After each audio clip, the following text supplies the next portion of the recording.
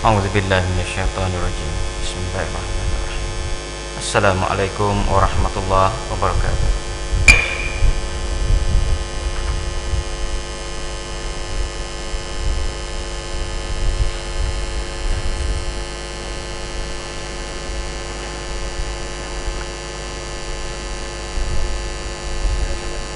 Kita masih lagi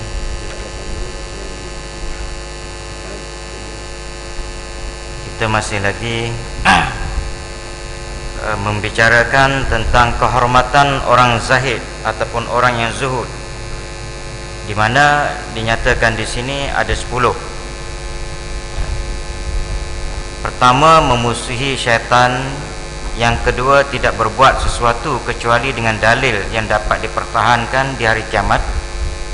Yang ketiga, mereka selalu siap untuk menghadapi maut. Yang keempat, mereka mencintai atau membenci kerana Allah, seperti mana firman Allah Subhanahu wa taala, tidak akan, yang bermaksud tidak akan kamu dapatkan satu kaum yang beriman pada Allah dan hari kemudian mencintai orang yang menentang pada Allah dan Rasulullah, meskipun mereka ayah kandung atau anak kandung atau saudara kandung mereka atau sesuku dengan mereka.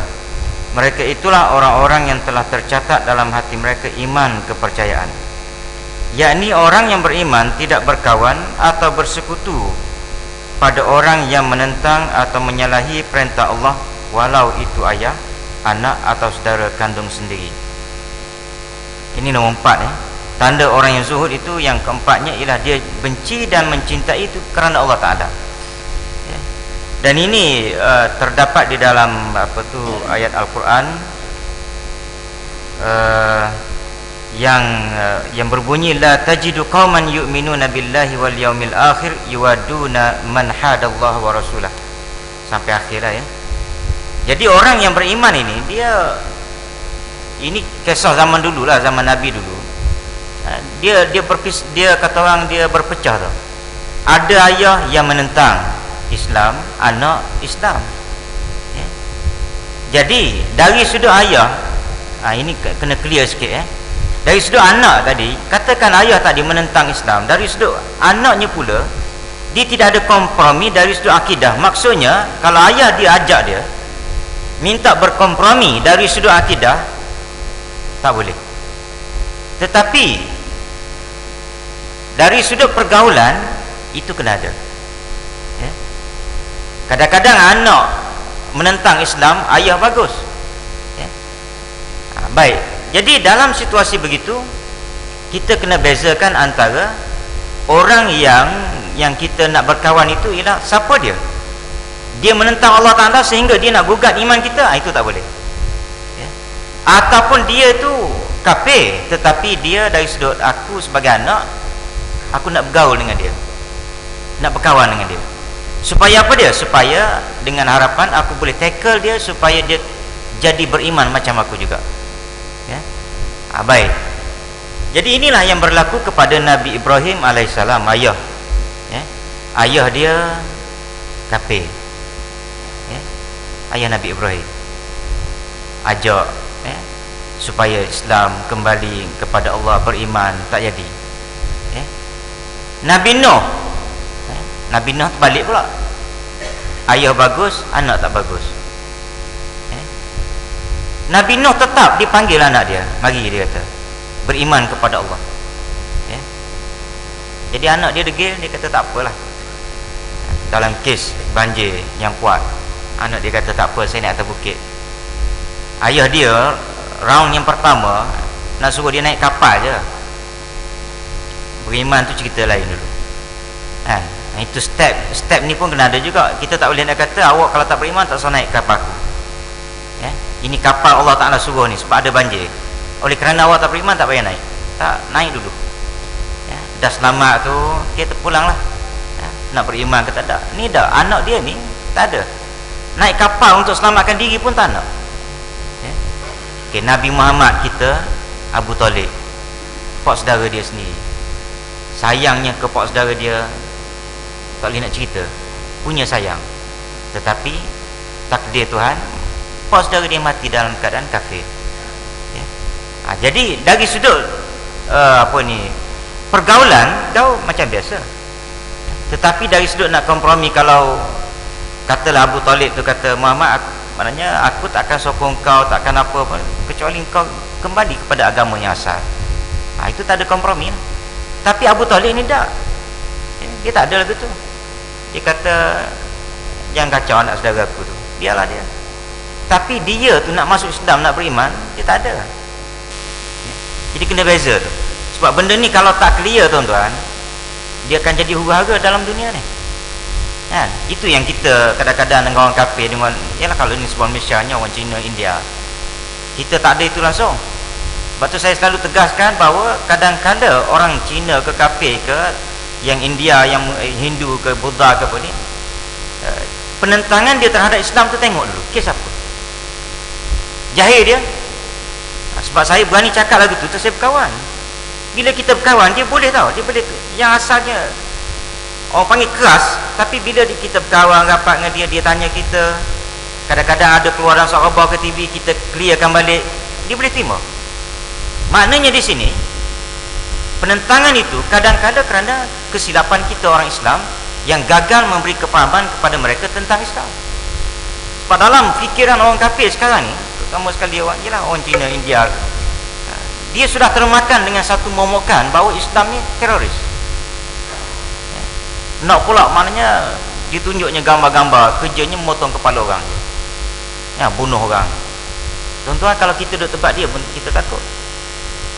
Dan musuh Islam dia berjaya dari sudut tu, dia tunjuk. Padahal lakonan, tengok tu rupa-rupanya lakonan saja. Nak ceritanya orang Islam ni kerja dia bunuh orang, lakonan. Jadi yang ini yang kita nak clearkan balik. Islam tak ada, tidak seperti itu, macam Cina di tempat saya, bila sebut Islam ni ialah dikaitkan dengan satu parti Islam. Saya kata, you tengok di Kelantan, Menteri Besar Kelantan pada masa itu, Datuk Asri Muda, dia beritahu, dia bagi warning orang jangan ada di kalangan orang Islam Melayu di negeri Kelantan yang menumpahkan darah orang Cina pada 13 Mei. Jadi bila kita ingat balik tu, dia kata itu macam tempat lain dia promote Islam, tapi Islam Melayu Cina, Melayu Cina. Di negeri Selangor, di Kampung Baru, cerita orang tua lah, saya tak tahu. Dipromotkan bahawa orang Islam bunuh orang Cina. Tapi Islam di Kelantan pada masa itu, 13 Mei itu, Menteri Besar pada masa itu, Datuk Asri kata, jangan tumpahkan walaupun setitik darah orang Cina. Dan kalau nak tumpahkan darah orang Cina ni di Kelantan lagi bagus, sebab orang Cina sikit di Kelantan pada masa itulah, 69 13 Mei. Orang Melayu banyak, ibarat kata kalau istilah di Israel, sampai ada ungkapan dia kata, orang Arab ni kalau ludah saja, pakat ludah belaka di bumi Israel itu, banjir Israel, mati habis orang Israel. Maknanya orang panggil kuantiti ataupun jumlah yang sedikit. Di Kelantan sedikit, kalau tempat lain tu menasabah nak berlawan pun sebab banyak. Tak, Datuk Asri kata jangan sentuh orang Cina. Itu Islam. Jadi benda ni yang kita nak beritahu, Islam bukannya jenis kata orang ganas ke apa benda, jadi ini yang ayat ni kalau tak clear ni, kita duduk asyik kira nak gaduh panjang dengan orang kafir. Orang kafir pun nak gaduh panjang kita, pasal kita pandang dia tu dengan pandangan yang penuh kebencian. Tidak ada pernah berfikir macam mana aku nak dakwahkan dia supaya dia ni, kalaupun tak masuk Islam, dia sokong Islam. Itu kita dengan orang kafir. Kalau ni sebuah Malaysia, Cina, India, Kazakhistan dan sebagainya. Yang kelima, mereka melaksanakan amar ma'ruf dan nahi munkar kerana firman Allah Subhanahu wa taala, ya'muruna bil ma'ruf wa yanhauna 'anil munkar wa'mur bil ma'ruf wanhu 'anil munkar wasbir 'ala ma asabak inna dzalika min azmil umur. Yang kelimanya, orang yang zuhud ni, kalau kita tengok orang zuhud ni tuan-tuan, kita duk fikir zuhud ni jenis tak percaya ke orang, betul tak? Zuhur ni kira tak percaya kat orang, ibadah dia je, ulang alik masjid tak percaya. Tetapi kalau baca ni hak nombor 4 tu pun, hak nombor 4 kita baru baca ni, dia kena ada komunikasi dengan orang. Orang yang lawan Islam kita lawan. Dah bagi faham. Macam contoh yang nak mudah lagi nombor 4 ni, ini saya yang nombor 4 ni saya nak clear betul ni. Sebab saya tengok suasana sekarang ni pun macam nak gaduh je kerja dia sekarang ni, dia nak gaduh je. Baik, cuba tuan-tuan tengok Khalid bin Walid bila dia pergi ke selatan Kasgar di negeri China, di negeri China ni sejarah dia.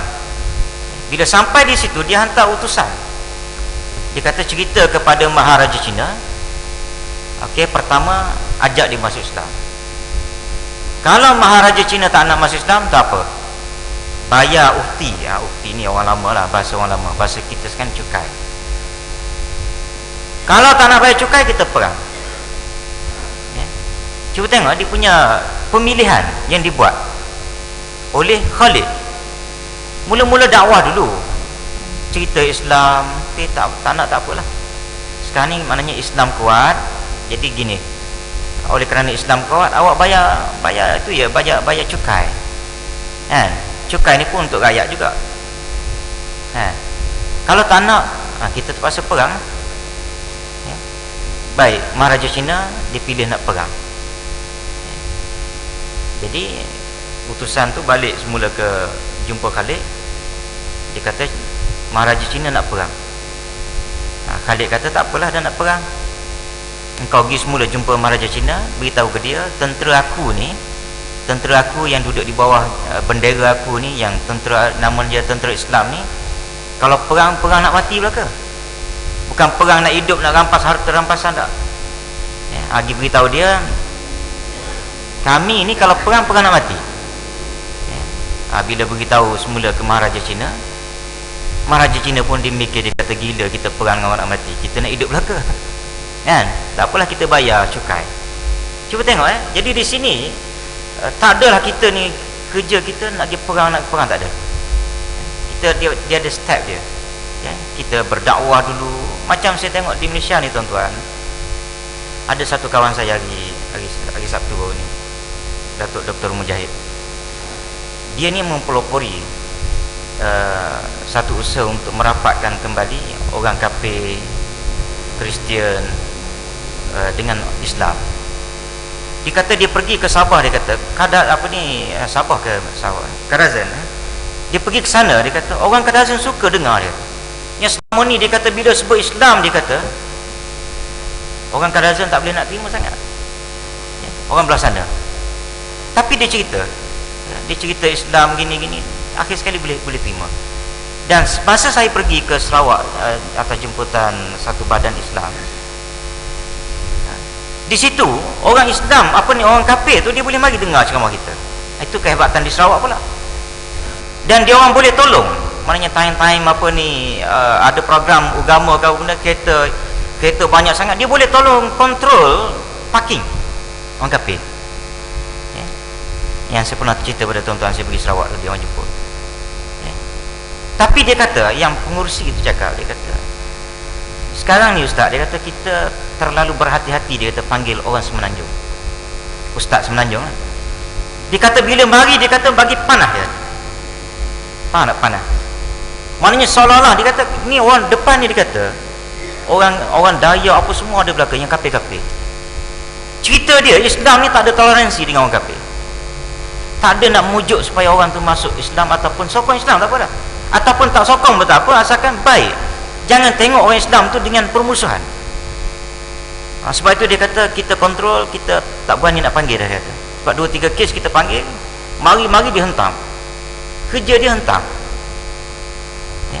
Itu ustaz dah tu. Jadi yang ini yang kita cuba nak orang panggil, nak cool down, nak slowkan balik, supaya perbezaan agama bukan boleh dijadikan sebagai asas untuk kita bermusuh. Perbezaan bangsa pun begitu. Dalam Al-Quran bercakap dah, aku buat bangsa macam-macam ni. India lagu mana pun sampai kiamat India, dia takkan boleh jadi Melayu. Kau boleh jadi Melayu yang boleh bertukarnya agama saja. Hindu Islam. Awak India pun kalau dah masuk Islam jadi Islam, Hindu tinggal, ya. Tapi nak tukar bangsa India kepada Melayu tak ada. Tak ada. Cina nak jadi apa Melayu pun tak ada. Allah Ta'ala kata dah aku buat tu syuban liqabaila lita'aruf. Aku buat berbeza-beza ni nak suruh kamu berkasih sayang, kena mengenali. India budaya dia lain, ya. Kemudian Melayu budaya dia lain, Cina lain, ya. Jadi dengan sebab itu kamu berkasih sayang. Dan jangan berbangga-bangga antara kamu, sebab kelebihan duduk pada takwa, ya. Kelebihan duduk pada takwa. Dan kalau nak kira India, Melayu, Cina ni, saya ingat tuan-tuan, dari sudut agama rasa-rasa kuat dia, kan. Cina, India, kita pun pergi belajar kat India. Yang ulama-ulama kita dulu, ustaz-ustaz kita yang dulu-dulu belajar India. Ilmu hadis India tak boleh lawan, ya. Cina dengan kepakaran dia yang pelbagai, dia juga lah maknanya orang panggil ustaz ulama, dan dia juga adalah saintis. Kita kalau jadi ustaz habis cerita ustaz dia, kan. Nak pergi kepada saintis ke apa benda tak ada. Sekarang ni pun baru ada. Itu pun ustaz yang dia tidaklah maknanya orang panggil tidak yang pure. Dia hanya belajar di sekolah menengah biasa, lepas tu dia ada ilmu agama, lepas tu dia adalah saintis. Dia bekas sekolah menengah agama, itu saja saintis kita ataupun jurutera kita ke ataupun lawyer kita. Baik, yang kelima ni tengok, ya. Yang kelima ni orang yang zuhud ialah orang yang melaksanakan amar ma'ruf nahi munkar. Maknanya orang yang kelima, orang yang zuhud ni, sifat dia yang kelima yang perlu ada pada dia, dia kena cegah kemungkaran dan suruh buat baik. Istilah jangan jaga tepi kain orang tak ada. Orang zuhud, hak kita faham, jangan bercara ke orang. Dalam ni dia kata kena bercara. Dia kalau dia jahat suruh buat baik, ya. Dan kalau dia baik kita suruh dia jadi baik lagi. Jadi itu dia 5 daripada sifat orang yang zuhud. Ada 5 lagi, insya-Allah kita sentuh esok lusa. Bismillahirrahmanirrahim. Alhamdulillahirabbil alamin. Wassalatu wassalamu ala asyrafil anbiya'i wal mursalin. Allahumma ighfir lana dzunubana wa li walidina warhamhum kama rabbana wa li jami'il muslimina wal muslimat wal mu'minin. Allahumma ij'alna minal ladzina yastami'una al-qawla. Sallallahu alaihi wasallam.